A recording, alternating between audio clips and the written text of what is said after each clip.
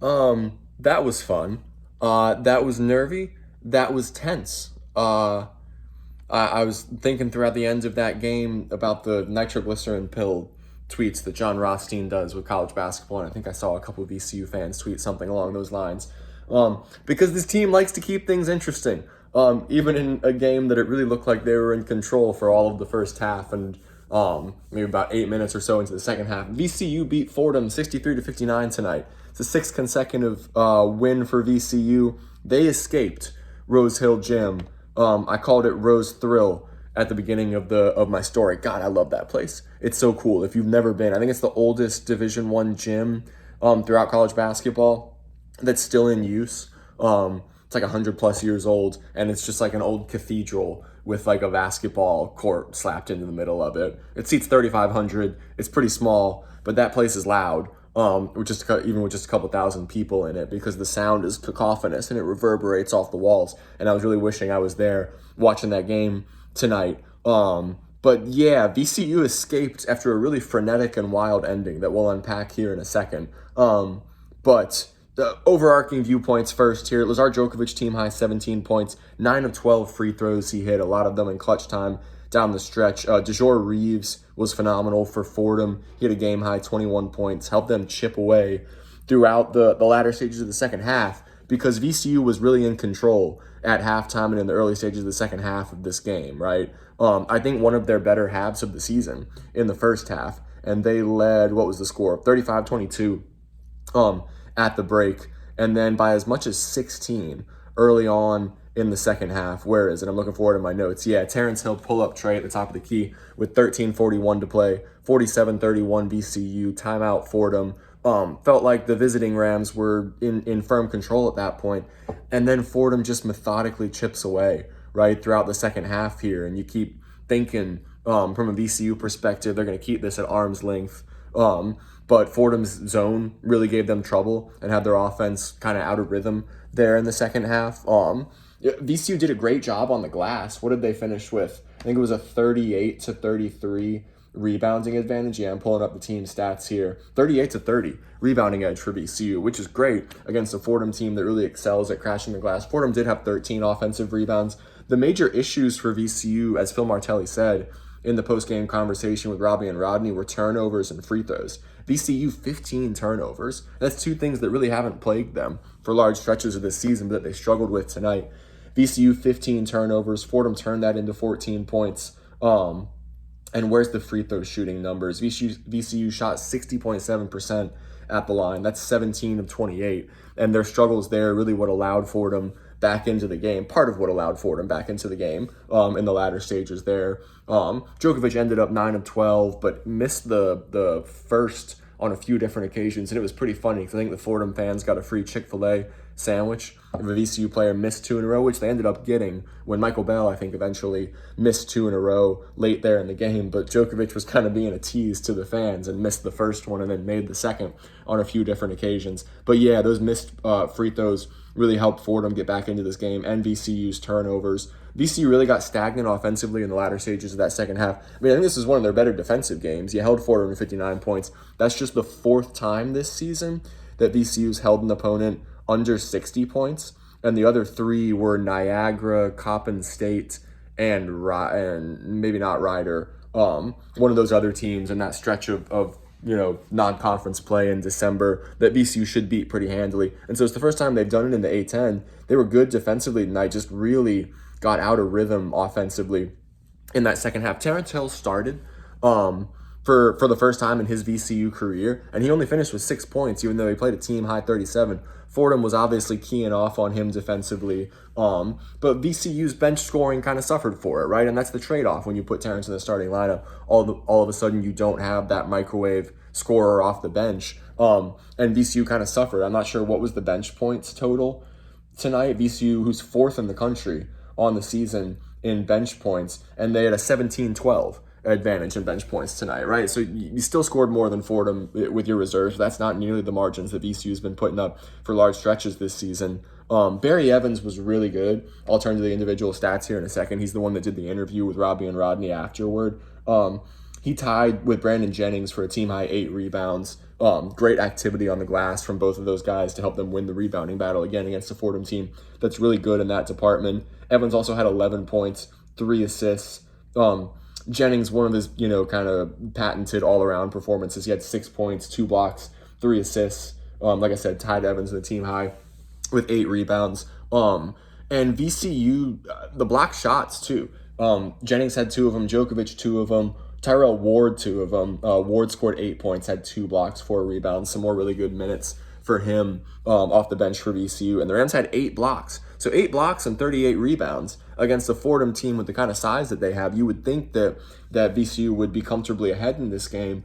And when you look at the shooting numbers as well, like this is a weird game when you look at the stats because they're super misleading. VCU 20 of 44 from the field, they shot 45.5%.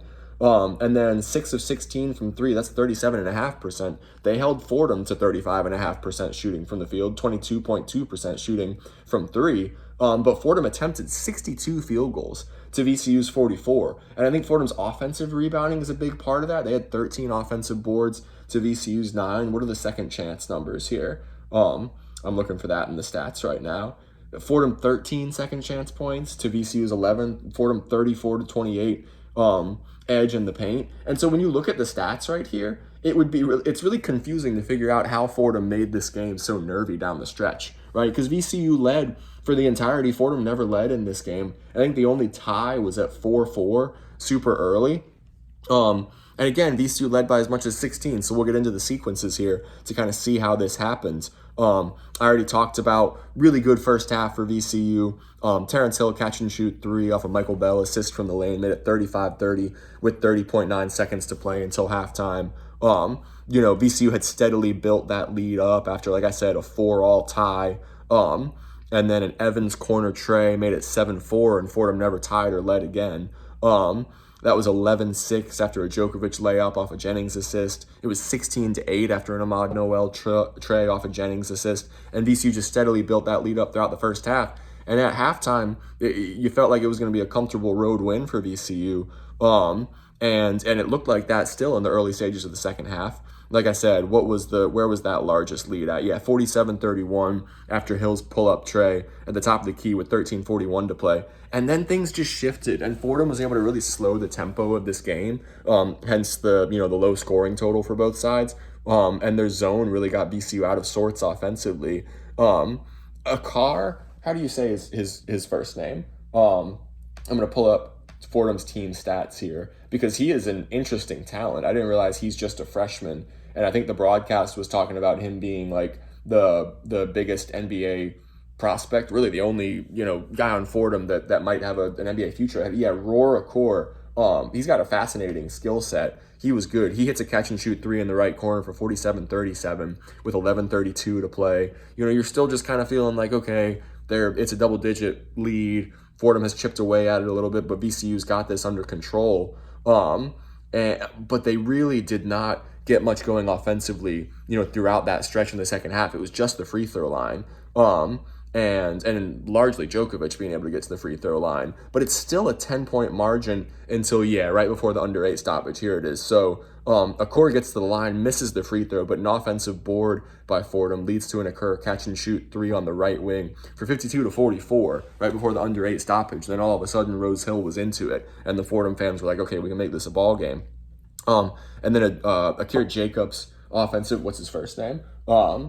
Let's see what Jacobs' first name is. Yeah, Akira Jacobs. Offensive rebound and finish off glass for 52-46. Starting to get nervy for VCU. And then a Jacobs tray on the top of the screen where he did a screen and pop. And Barry Evans played drop coverage against a guy who can shoot it from outside. That's a Reeves assist. 52-49. It's a 5-point game.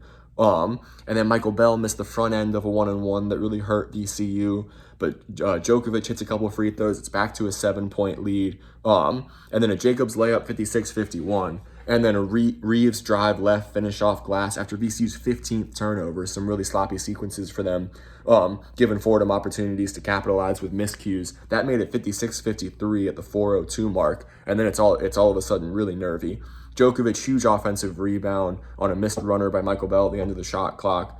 He got to the line and hit 2 free throws again. A lot of the time, down the stretch in second halves when VCU is struggling to find an offensive rhythm this season, it's been Djokovic being able to get to the line. That's kind of been their saving grace. But then it's 58-55 after a Lesmond baseline drive, up and under finish off glass. Ward answered that with a jump stop and finish off glass for 60-55 at 2:37. And then, here's where Bell missed the 2 free throws, got an offensive rebound, was fouled, went to the line with 1:40 to play. And then a Reeves drive and finish off glass at 60-57 with 1:24 to play, timeout Fordham. And then this was really, I thought, the play of the game that helped VCU close this out. End of the shot clock, a phenomenal pass from Terrence Hill, who rifled it down low to Tyrell Ward under the basket as VCU was just about to have a shot clock violation. That's with 53 seconds to play. Ward got to the line, hit one for 61-57. And then Reeves hit a couple. It's 61-59. It's a 2-point game with 33 seconds to play. And from a VCU perspective, you're going, how in the world are we here right now when VCU's led for the entirety of this game by as much as 16? It's all the way down to 2 with 33 seconds to play. And then just a wild, frenetic ending that was so A10 and so Rose Thrill, right? Ahmad Noel got trapped in the backcourt with 24 seconds to play. Or before he got trapped in the backcourt, he got trapped right as he came over the halfway line, called timeout right as the ball got popped out by Fordham. And again, it's a 2-point game at this juncture. They gave him the timeout. He clearly called it before the ball got dislodged there, but did get a little lackadaisical as he's coming over the halfway line, calling timeout. That was almost a huge steal for Fordham. And then on the ensuing VCU possession, Noel is trapped in the backcourt. I think it was like 3 guys around him, and he managed to step through it and throw ahead to Djokovic, who was crashing toward the rim. He was hat going up. And then 2 incredibly clutch free throws by Lazar Djokovic on a night that VCU struggled at the line. He hit the 2 when they had to have him with 14.9 seconds to play. That made it 63-59 for the final margin. But we weren't over with the fireworks because Fordham, trying to inbound the ball, is about to get a 5-second violation. They call timeout, and they don't have a timeout left to call. So that's a technical foul. VCU sends Terrence Hill to the line. He misses the free throw. So then it's Fordham ball, still a 4-point game. And they turn it over on the inbounds anyway, and just throw it out of bounds there to give VCU the ball. Noel ends up going into the line. He misses the free throws. So Fordham still has a chance at 63-59 in the waning seconds. But then VCU gets the stop that it had to have and escapes Rose Hill with a 63-59 win. Man, they keep it interesting, this VCU team does. A lot of these have been nervy down the stretch. You know, it felt kind of similar to me to the Richmond game, right? And I think sequentially it really was when they had that big lead over Richmond early on in the second half. And you're wanting them to lengthen it out and make it a comfortable victory. And Richmond was able to just steadily chip away and make it a 4-point game late there at the Siegel Center. And Terrence Hill's got to hit the clutch layup. This was kind of similar, right? It felt like VCU was, comfortably ahead even, 6-7 minutes into the second half, and then Fordham just methodically chipped away. Even though they never led, they made it really nervy at the end there. But hey, a win's a win in conference play. It's a Fordham team that had been playing well lately, just won by 14 points, I think, at George Washington on Saturday, although G-Dub was missing Rafael Castro. But VCU to 17-6, 8-2 in the A10 after a wild win in the Bronx, and they'll head back to Richmond, winners of 6 straight, and they get a chance to host Dayton on Friday. In what's always a fantastic game. Let me pull up the Atlantic 10 standings right now, and we'll kind of talk overview right now with VCU and the upcoming games. Because St. Louis, obviously the class of the conference right now, they're playing Davidson. I'm going to turn on that game in a second here. They're playing Davidson tonight. But Mason's sitting there at 8-1. I want to say they play tomorrow. And VCU's a half game behind them at 8-2 right now. St. Joseph's at 6-3 is in fourth. Dayton got a win tonight. They're 6-4. And so it's a massive game for Dayton. And really in the recent history of that Flyers-Rams rivalry, I don't know exactly what the numbers are, but it feels like Dayton has won a lot at Siegel and VCU has won a lot at UD Arena for however vaunted those 2 home court advantages are. It feels like both those teams have been able to get road wins against each other. So VCU will look to make it 7 straight on Friday against Dayton. And the Cardiac Rams have really made it interesting in a lot of these games here. And when you think it's going to be a comfortable win, it's not. And when they start slow and they get down a bunch like they did against Loyola Chicago early, then they're able to find another gear and turn it on, and they end up winning that game by 14. So Rams have won 6 in a row. They're 17-6, 8-2 in A10 play, third place in the conference. I'm Zach Joachim. This is On the Horn. I think this is the first time I've said that today. I'm just in my apartment, and Harvey hasn't been in this yet either. So we're gonna go find Harvey. Say hey. Harvey, say hey to On the Horn. Yeah, I know you haven't been in this one yet. What are your thoughts on the game? It's very astute of you. Thank you for the input. He's very excited that there's grass in Richmond again, for him to run around and pee on, because the ice finally started melting today, which is great. Anyway, I'm Zach Joachim. This is On the Horn. Thanks for tuning in, friends. VCU's won 6 in a row after a 63-59 chaotic win at Fordham tonight, and I'll see you at the Siegel Center as Dayton comes calling on Friday.